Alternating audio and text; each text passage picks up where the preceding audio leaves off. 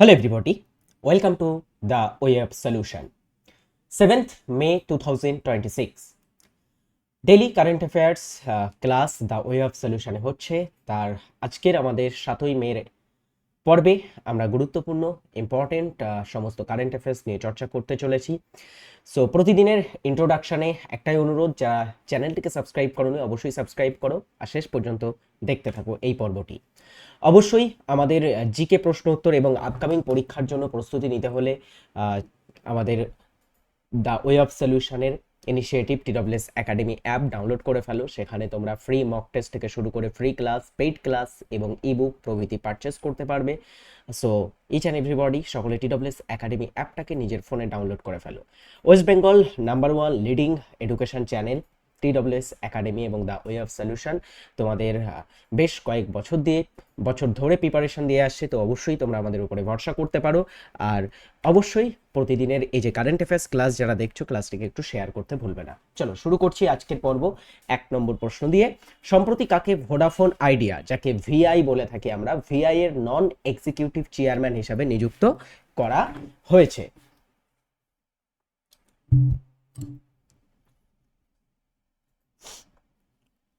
Vodafone idea বা Vi এর নন executive chairman হিসেবে যাকে সম্প্রতিকালে নিযুক্ত করা হয়েছে তিনি হলেন কুমার মঙ্গলম বিড়লা। ডিয়ার স্টুডেন্টস, কুমার মঙ্গলম বিড়লা তিনি takes over as Vodafone Idea non executive chairman and Ravinder Takkar moves to vice chair role. তো রবিন্দর টাক্করকে সম্প্রতিকালে ভিআই বা ভোডাফোন আইডিয়া কোম্পানির ভাইস চেয়ারম্যান হিসেবে নিযুক্ত করা হয়েছে। আর অনির্বাহী চেয়ারম্যান বা নন এক্সিকিউটিভ চেয়ারম্যান হিসেবে নিযুক্ত করা হয়েছে কুমার মঙ্গলম বিড়লাকে। এর পরবর্তী প্রশ্ন, ভারতের প্রথম মিষ্টি জলের মুক্ত চাষের ক্লাস্টার হিসাবে ঘোষণা করা হয়েছে কোন স্থানকে?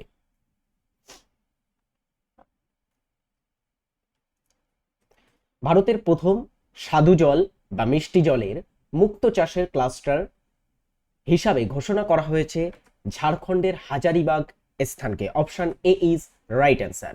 Hazaribagh, Jharkhand has been officially designated as India's first freshwater pearl farming cluster under the প্রধানমন্ত্রী মৎস্য সম্পদ যোজনা PMMSY।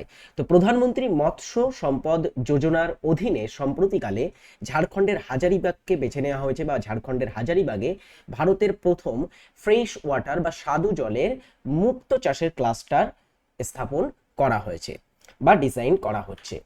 পরেরটা হচ্ছে কি, সম্প্রতি মার্কিন প্রেসিডেন্ট ডোনাল্ড ট্রাম্প পারস্য উপসাগরে অবাধ বাণিজ্য নিশ্চিত করতে কোন প্রজেক্ট চালু ঘোষণা দিয়েছেন? জবে থেকে ইরান এবং আমেরিকার মধ্যে মধ্যপ্রাচ্যে যুদ্ধ চলছে, আমরা দেখেছি স্ট্রেট অফ হরমুজকে ইরান ব্লক করে রেখেছে বা বন্ধ করে রেখেছে, যার কারণে বৈশ্বিক বা পুরো বিশ্বে ক্রুড অয়েল এবং সাথে সাথে প্রাকৃতিক গ্যাস এর দাম প্রচুর পরিমাণে বেড়ে গেছে। তো মার্কিন প্রেসিডেন্ট ডোনাল্ড ট্রাম্প সম্প্রতিকালে পারস্য উপসাগরে অবাধ বাণিজ্য নিশ্চিত করতে একটা প্রজেক্ট চালু করার কথা ঘোষণা দিয়েছে, যার নাম project freedom. Trump launches project freedom to open strait of Hormuz. Strait of হরমুজটাকে ওপেন বা খোলার জন্য সম্প্রতিকালে ডোনাল্ড ট্রাম্প এই প্রজেক্ট ফ্রিডম লঞ্চ করেছে। স্ট্রেট অফ হরমুজ কোথায় আছে তোমরা নিশ্চয়ই জানো, এটা ইরান এবং আরব উপদ্বীপকে আলাদা করে এবং পারস্য উপসাগরের সাথে ওমান উপসাগরকে সংযুক্ত করা একটা সংকীর্ণ জলপ্রণালী স্ট্রেট অফ হরমুজ। প্রথম ভারতীয় ক্রিকেটার হিসাবে আইপিএলে 50 বলের কমে একাধিক শতরান করার রেকর্ড গড়লেন কে?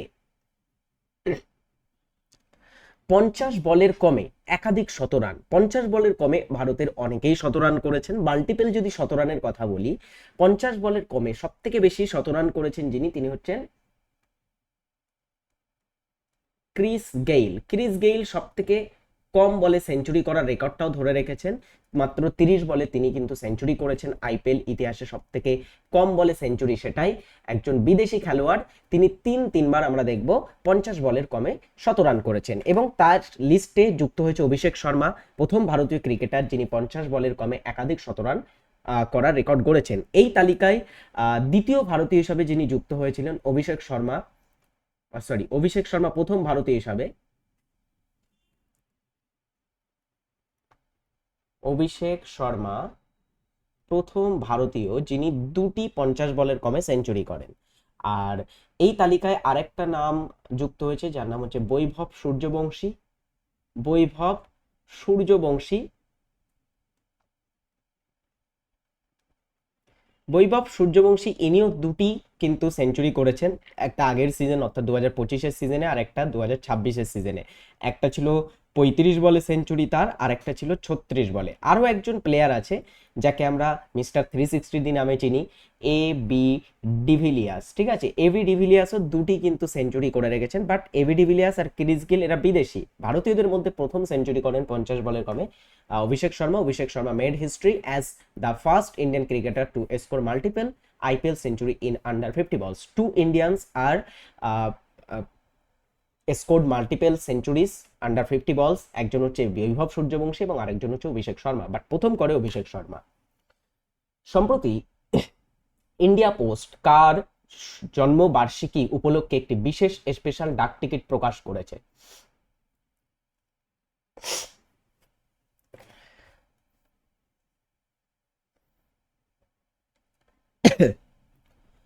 সম্প্রতিকালে আমরা দেখব ইন্ডিয়া পোস্ট মারিও মিরান্ডার জন্ম শতবার্ষিকী উপলক্ষে একটি স্পেশাল ডাক টিকিট প্রকাশ করেছে। As part of the centenary celebration of Mario Miranda, the department of post unveiled a special philatelic tribute. তো সম্প্রতিকালে মারিও মিরান্ডা আসলে কে একটু জেনে রাখো, ইনি একজন চিত্রকর, আমাদের ভারতের বিখ্যাত চিত্রকর, এবং সাথে সাথে তিনি হচ্ছেন কার্টুনিস্ট একজন আমাদের ভারতের। ঠিক আছে, তার জন্ম শতবার্ষিকীতে সম্প্রতি ইন্ডিয়া পোস্ট ডাক টিকিট প্রকাশ করেছে। সম্প্রতি কোন ব্যাংক এশিয়া প্যাসিফিক অঞ্চলের জন্য $70 বিলিয়ন একটি পরিকাঠামো উন্নয়ন পরিকল্পনা ঘোষণা করেছে? বিশ্ব ব্যাংক, এশীয় development bank, new development bank এবং IMF বা ইন্টারন্যাশনাল মনিটারি ফান্ড। সম্প্রতি এশিয়া প্যাসিফিক অঞ্চলের জন্য $70 বিলিয়ন একটি পরিকাঠামো উন্নয়ন পরিকল্পনা ঘোষণা করেছে এশীয় ডেভেলপমেন্ট ব্যাংক। এশীয় development bank launches $70 billion plan for energy digital infrastructure in Asia Pacific region. Asia Pacific রিজনে $70 বিলিয়ন একটা পরিকাঠামো এবং শক্তি সংরক্ষণ উন্নয়ন, শক্তি বা পরিকাঠামো উন্নয়নের একটা প্রকল্প বা পরিকল্পনা সম্প্রতি লঞ্চ করেছে এডিবি। তোমরা কমেন্ট বক্সে জানাও, এই যে এডিবির সদর দপ্তর কোথায় অবস্থিত আছে? এর সদর দপ্তর অবস্থিত আছে, জেনে রাখতে হবে, ম্যানিলাতে। ম্যানিলাটা কোথায়? ফিলিপাইন্সের রাজধানী ম্যানিলা, সেখানে অবস্থিত আছে এর রাজধানীটা। পরবর্তী প্রশ্ন, 2026 সালে 7 নম্বর আমাদের প্রশ্ন, একটা স্পোর্টস রিলেটেড প্রশ্ন। 2026 সালের মাদ্রিদ ওপেন টেনিস টুর্নামেন্টে পুরুষ সিঙ্গেলস খেতাব কে জয় করেছেন?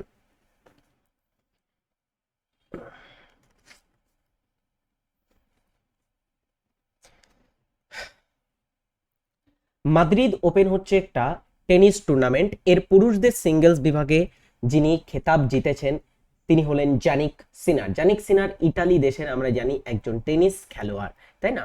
Jannik Sinner and Marta Kostyuk ruled the Spanish clay at the Madrid Open 2026। এই মাদ্রিদ ওপেনটা জেনে রাখবে ক্লে কোর্টের উপরে খেলা হয়ে থাকে। আরেকটা ওপেন আছে গ্র্যান্ড স্ল্যাম টুর্নামেন্ট, যেটার নাম ফ্রেঞ্চ ওপেন, সেটাও ক্লে কোর্টের উপরে খেলা হয়। But Madrid open is not a grand slam open, but এটাও কিন্তু ক্লে কোর্টের উপরে খেলা হয়। সেখানে জানিক সিনার এবং মহিলাদের সিঙ্গেলস বিভাগে মার্তা কোস্তিউক তিনি জিতেছেন। মার্তা কোস্তিউক হচ্ছে ইউক্রেন দেশের একজন মহিলা টেনিস খেলোয়াড়। চলো এর পরবর্তী প্রশ্ন, প্রতি বছর কোন তারিখে বিশ্ব অ্যাথলেটিক্স দিবস পালিত হয়?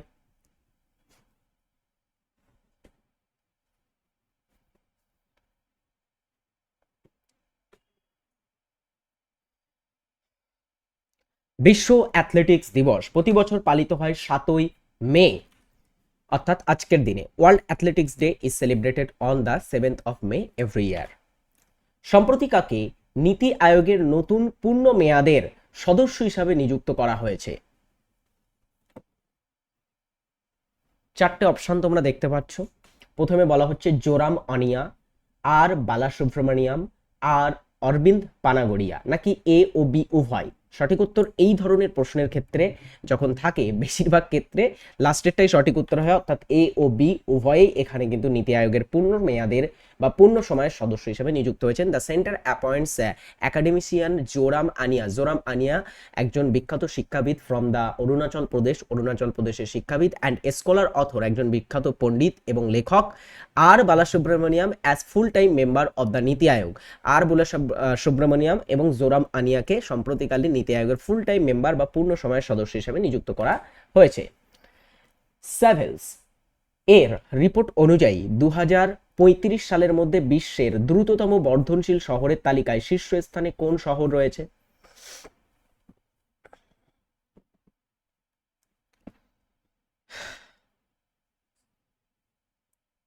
বিশ্বের সবথেকে দ্রুততম বর্ধনশীল শহরের তালিকায় শীর্ষে রয়েছে ভারতের কর্ণাটক রাজ্যের রাজধানী বেঙ্গালুরু।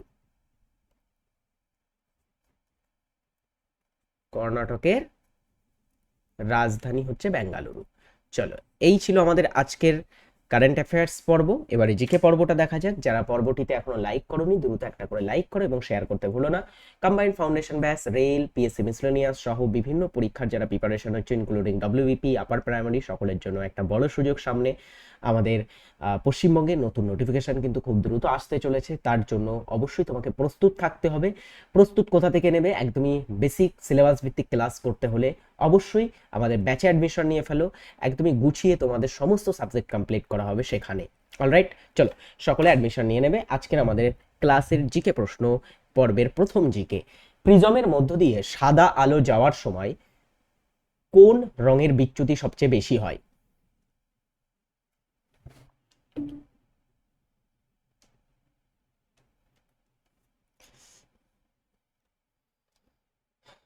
প্রিজমের মধ্য দিয়ে সাদা আলো যাওয়ার সময় যে রঙের আলোর বিচ্যুতি সবচেয়ে বেশি হয় সেটা হচ্ছে বেগুনি। আর কম বিচ্যুতি কার হয়? কম বিচ্যুতি হয় কোন আলোর? সেটি হচ্ছে লাল আলোর। লাল আলোর আবার তরঙ্গ দৈর্ঘ্য সবচেয়ে বেশি, আর সবচেয়ে কম যে আলোর তরঙ্গ দৈর্ঘ্য সেটা হচ্ছে বেগুনি আলো, তাই না? চলো, বাংলাদেশ কোন দিকে পশ্চিমবঙ্গের প্রতিবেশী? পশ্চিমবঙ্গ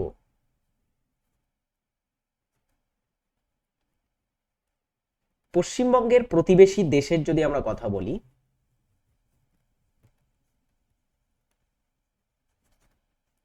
পশ্চিমবঙ্গের প্রতিবেশী দেশ কতগুলি? 3টি। ফার্স্ট হচ্ছে বাংলাদেশ, নেপাল যেটা পশ্চিমবঙ্গের উত্তরে আছে, আর ভুটানও কিন্তু পশ্চিমবঙ্গের উত্তরে আছে। এবারে দেখো, বাংলাদেশের সাথে আমাদের পশ্চিমবঙ্গ পূর্ব দিকে সীমানা শেয়ার করে, তো এখানে option C is right answer. সীমানার যদি কথা বলি, সীমানা ভারত এবং বাংলাদেশের মধ্যে, ভারতের সাথে বাংলাদেশের 4096 কিলোমিটারের কাছাকাছি, 4096 কিমির কাছাকাছি। আর ওয়েস্ট বেঙ্গলের সাথে হচ্ছে 2217 কিলোমিটার হচ্ছে বাংলাদেশের টোটাল সীমানা বা বর্ডার।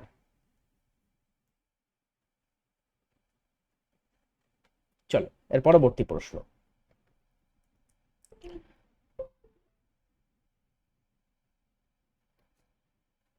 পরের প্রশ্নে বলা হচ্ছে 2026 সালে অনুষ্ঠিত 98তম একাডেমিক অ্যাওয়ার্ডসে কোন চলচ্চিত্রটি সেরা ছবি বা বেস্ট পিকচারের পুরস্কার জিতেছে? এই কারেন্ট অ্যাফেয়ার্স এর পর্বেই যারা রেগুলার ফলো করো তারা জানো, আমি গত মাসের কারেন্ট অ্যাফেয়ার্সে এটা কিন্তু করিয়েছিলাম, গত নয় তার আগের মাসের কারেন্ট অ্যাফেয়ার্সে।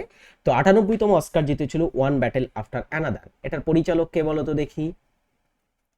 পরিচালককে, এই ছবির পরিচালক যিনি ছিলেন তিনি কিন্তু জিতেছিলেন বেস্ট পরিচালকের অ্যাওয়ার্ড 98তম অস্কার পুরস্কারে। তিনি হচ্ছেন পল থমাস অ্যান্ডারসন। ঠিক আছে, পল থমাস অ্যান্ডারসন। নেক্সট প্রশ্ন, আনন্দবাজার পত্রিকা কবে প্রকাশিত হয়?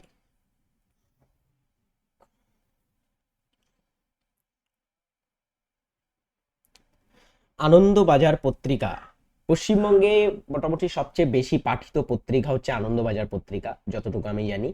অ্যান্ড সবচেয়ে বেশি দর্শক আছে বা সবচেয়ে বেশি পাঠক যদি দেখি আনন্দবাজার পত্রিকার আছে। অ্যান্ড আনন্দবাজার পত্রিকা এখনো রানিং। এই পত্রিকা প্রকাশ হয়েছিল 1922 সালে।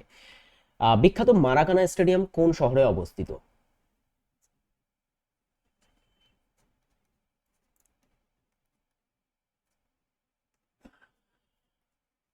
এটা একটা football stadium, মারাকানা stadium, and one of the biggest একটা স্টেডিয়াম পুরো বিশ্বের মধ্যে।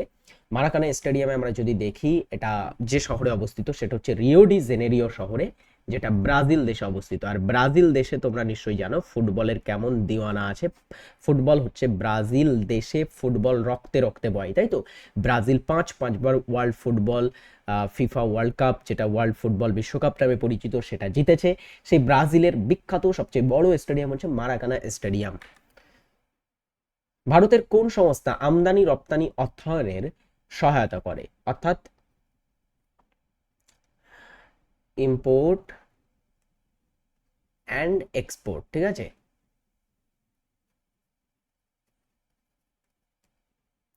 ইম্পোর্ট এক্সপোর্ট বা আমদানি রপ্তানি অর্থায়নে সহায়তা করে থাকে Exim bank. Kolkata municipal corporation কবে আনুষ্ঠানিকভাবে কলকাতার নাম থেকে ক্যালকাটা থেকে কলকাতা পরিবর্তন করা হয়? তো আমাদের যে কলকাতা, এটার নাম ছিল আগে ক্যালকাটা, ইংরেজিতে CALCUTTA। এখন বর্তমানে আমরা বলি KOLKATA। তো এই নামটা চেঞ্জ কবে করা হয়েছে কলকাতা মিউনিসিপাল কর্পোরেশনের নামটা?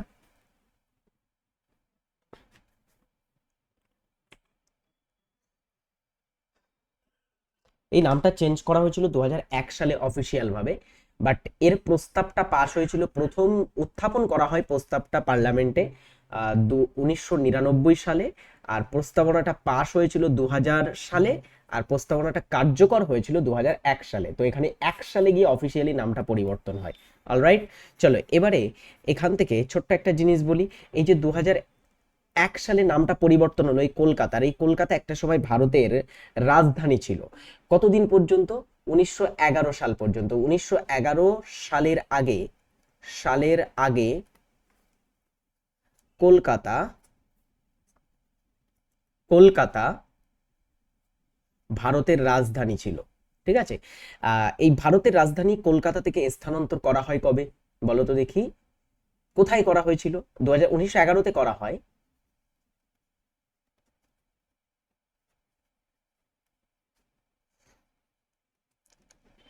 দিল্লিতে করা হয়েছিল, তাই তো চেঞ্জটা। চলো এর পরবর্তী প্রশ্ন আমরা দেখি। এটা রাজ্য বিধানসভার নির্বাচন পরিচালনার দায়িত্ব কার? সম্প্রতি রাজ্য বিধানসভার নির্বাচন হলো, অলরেডি রেজাল্টও বার হয়ে গেছে, আমরা দেখেছি। তো ওয়েস্ট বেঙ্গল রাজ্য সহ ভারতের বিভিন্ন রাজ্যে যে ইলেকশনটা হয়ে থাকে, বিধানসভার ইলেকশন, যার মাধ্যমে মুখ্যমন্ত্রী বেছে নেওয়া হয় সেই রাজ্যের, সো সেই রাজ্য বিধানসভার নির্বাচন পরিচালনা কারা করে? ভারতের নির্বাচন কমিশন, রাজ্য নির্বাচন কমিশন, সংসদ নাকি রাজ্যপাল? বিধানসভা এবং লোকসভার দুটো ক্ষেত্রেই আমরা দেখব যে নির্বাচন কমিশন থাকে আমাদের ভারতের কেন্দ্রীয় নির্বাচন কমিশন, তারা কিন্তু ডিয়ার স্টুডেন্টস দায়িত্বটা পালন করে। আর লোকাল বডি যে নির্বাচনগুলো হয় পঞ্চায়েত পৌরসভার, সেগুলো রাজ্য নির্বাচন কমিশনের দায়িত্বে থাকে। ফ্রম স্টিল টু সেলুলার বইটির লেখক কে?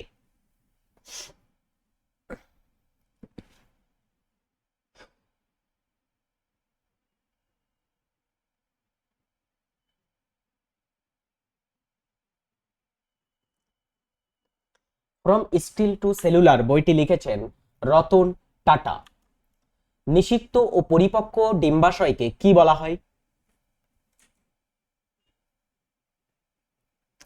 নিষিক্ত ও পরিপক্ক ডিম্বাশয়কে ফল বলা হয়ে থাকে। এটাই ডিম্বাশয়টাই আমরা আসলে ফল হিসাবে খেয়ে থাকি। হ্যাঁ, ফুলের যে ডিম্বাশয়টা থাকে। ভারতের জিডিপিতে কোন খাতের অবদান সর্বাধিক? বাড়ির কাজ দেওয়া রইবে। তোমরা কিন্তু বাড়ির উত্তরটা করছো না। ক্লাসের রেগুলার ভিউজ 5,000 6,000 স্টুডেন্টস দেখছে, অ্যান্ড অবভিয়াসলি তোমরা যারা 5-6 হাজার স্টুডেন্টস দেখছো, আশা করবো সকলেই কামিয়াব হবে। তোমাদের সকলেই আপকামিং পরীক্ষাতে ভালো রেজাল্ট করবে। আপকামিং অনেক ভ্যাকান্সি আসতে চলেছে, এটা আমি দাওয়ার সাথে বলতে পারি। হ্যাঁ, সো অবশ্যই অবশ্যই অবশ্যই সকলে যারা ক্লাসগুলো দেখছো, সকলে ক্লাসটিতে কমেন্ট করবে হ্যাঁ, HW, আমি কিন্তু কমেন্টগুলো দেখি, হয়তো রিপ্লাই করতে পারি না, সকলের কমেন্ট রিপ্লাই করা সম্ভব হয় না, বাট আমি তো দেখি, তোমাদের জন্য আমি ক্লাস করাচ্ছি। কমেন্ট অবশ্যই জানাবে যে হোমওয়ার্কের উত্তর কি, তোমার যদি কোনো ডাউট থাকে অবশ্যই জানাবে। আমাদের কমেন্ট দেখি আমরা, প্রতিটা কমেন্টে খুঁটিয়ে খুঁটিয়ে দেখা হয়। হ্যাঁ, তোমার কোনো জিজ্ঞাসা থাকলে অবশ্যই করতে পারো কমেন্ট বক্সে। ভারতের সংবিধানের 51 অনুচ্ছেদ আলোচনা করা হয়েছে নাগরিকত্ব, মৌলিক অধিকার, মৌলিক কর্তব্য নাকি রাষ্ট্রীয় নীতির নির্দেশমূলক নীতি?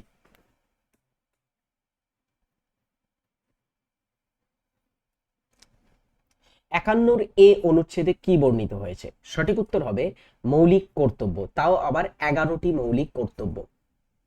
বর্তমানে ভারতীয় সংবিধানে মৌলিক কর্তব্য কতগুলি?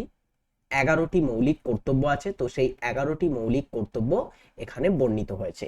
নাগরিকত্ব কোথায় বর্ণিত হয়েছে? ভারতের সংবিধানের 5 থেকে 11 নম্বর ধারার ভিতরে নাগরিকত্ব বর্ণনা করা হয়েছে। মৌলিক অধিকার 12 থেকে 35 ধারার ভিতরে বর্ণিত হয়েছে। আচ্ছা, আর নির্দেশাত্মক নীতি, এটা আমি তোমাদের জন্যই ছেড়ে দিচ্ছি নাকি বলে দেবো? ঠিক আছে, বলেই দিই, 36 থেকে 51 ধারার ভিতরে এটা বর্ণিত হয়েছে। ঠিক আছে, নেক্সট প্রশ্ন। বঙ্গভঙ্গ রদ করার সময় ভারতের ভাইসরয় কে ছিলেন? বঙ্গভঙ্গ, পার্টিশন অফ বেঙ্গল। বঙ্গভঙ্গ বাংলার ইতিহাসে একটা কালো দিন। বঙ্গভঙ্গটা হয়েছিল 1905 সালে, তাই না? কবে হয়? 1905 সালে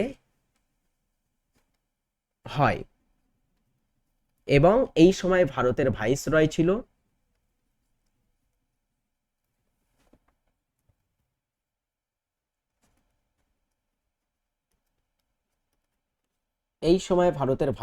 ছিল লর্ড কার্জন। বুঝলে? এবারে চলো এখান থেকে দেখো, এটার যখন রদ হয়েছিল সেটা লর্ড হার্ডিঞ্জের সময় 1911 সালে, ওই যে বছর কলকাতা থেকে দিল্লিতে রাজধানী স্থানান্তর করা হয়, সেই বছরেই বঙ্গভঙ্গটা রদ হয়েছিল। সেটা অবভিয়াসলি লর্ড হার্ডিঞ্জের সময় হয়েছিল।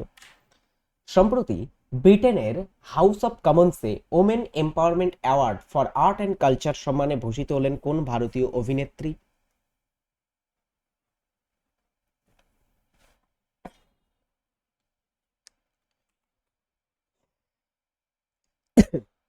ব্রিটেনের হাউস অফ কমন্সে যিনি world women empowerment award for art and কালচারের সম্মানে ভূষিত হলেন, তিনি হলেন বাঙালি অভিনেত্রী ঋতুপর্ণা সেনগুপ্ত। কোন উৎসবটি 100 ড্রামসের উৎসব নামে পরিচিত? 100 ড্রামসের উৎসব হিসাবে পরিচিত কোনটা? দ্য ফেস্টিভ্যাল অফ 100 ড্রামস বলা হচ্ছে কোনটিকে? শাকসুদ মিনসিয়েম, ওয়েদিন খালাম, ওয়ানগালা উৎসব নাকি নাকরিম উৎসব? সঠিক উত্তর ওয়াঙ্গালা। ওয়াঙ্গালা হচ্ছে মেঘালয়ের একটা ফেস্টিভ্যাল, মেঘালয়ের উৎসব, যেটা সূর্য দেবতাকে উৎসর্গকৃত করে পালন করা হয়, যেখানে 100টা ড্রাম বাজানো হয় এবং এই উৎসবটির সূচনা করা হয়ে থাকে। হ্যাঁ, বাতাসের মাধ্যমে পরাগায়ন ঘটে এমন উদ্ভিদ কোনটি? বাতাসের মাধ্যমে পরাগায়নকে আমরা বলে থাকি অ্যানিমোফিলি। অ্যানিমিফিলি বলা হয়ে থাকে বাতাসের মাধ্যমে পরাগায়নকে। অ্যান্ড অ্যানিমোফিলি হয়ে থাকে কোন উদ্ভিদে? অ্যান্সার হচ্ছে এখানে ধান। ধানে বাতাসের মাধ্যমে পরাগায়ন হয়, এখানে কোনো পতঙ্গ বা জল বা অন্য কোনো থার্ড পার্সন এখানে কিন্তু পরাগায়ন করে না। ধান বাতাসের মাধ্যমে, খুব সূক্ষ্ম ছোট ছোট ধানের পরাগগুলো হয়, তো এটা ধান হচ্ছে কি বাতাসের মাধ্যমে বা অ্যানিমোফিলির মাধ্যমে পরাগায়ন করে। সম্প্রতি কোন বিভাগ রাস্তার সাইনবোর্ডে কিউআর কোড বাধ্যতামূলক করার নির্দেশিকা জারি করেছে? মানে রাস্তায় কি কি ব্যবহার করা হয়েছে, রাস্তা তৈরি করতে কি কি মেটালস বা কি কি পদার্থ ইউজ করা হয়েছে, সেই জিনিসগুলো যেন এই কিউআর কোডে ভিত্তিক অ্যাপে আপলোড করা থাকে এবং কিউআর কোড স্ক্যান করলে সাধারণ মানুষ দেখতে পায়। তো সম্প্রতি পাবলিক ওয়ার্কস ডিপার্টমেন্ট বা পিডব্লিউডি তারা সম্প্রতিকালে জারি করেছে যে রাস্তার ধারে কিউআর কোড যুক্ত সাইনবোর্ড লাগানোর নির্দেশিকা। কর্নওয়ালিস কোড কত সালে পাশ হয়? চলো সবাই লাইক করো ক্লাসে, দ্রুত লাইক করো ক্লাসটিতে। কর্নওয়ালিস কোড কত সালে পাশ হয়েছিল? অ্যান্সার হচ্ছে 1793 সালে পাশ হয়। অবভিয়াসলি এটা লর্ড কর্নওয়ালিসের সময় হয়েছিল। পুলিশি ব্যবস্থা বা বিভিন্ন নিয়ম কানুন, আইন কানুন সংক্রান্ত বিভিন্ন বিষয় এর ভিতরে ইনক্লুড ছিল। হ্যাঁ, তো এটাকে কর্নওয়ালিস কোড বলা হতো। পুলিশ ব্যবস্থাকে সহজতর করার জন্য সাজা বা ইত্যাদি সম্পর্কিত বিধান এখানে বর্ণিত ছিল। এরপরে দুধ কোন ধরনের খাদ্যের উৎকৃষ্ট উৎস?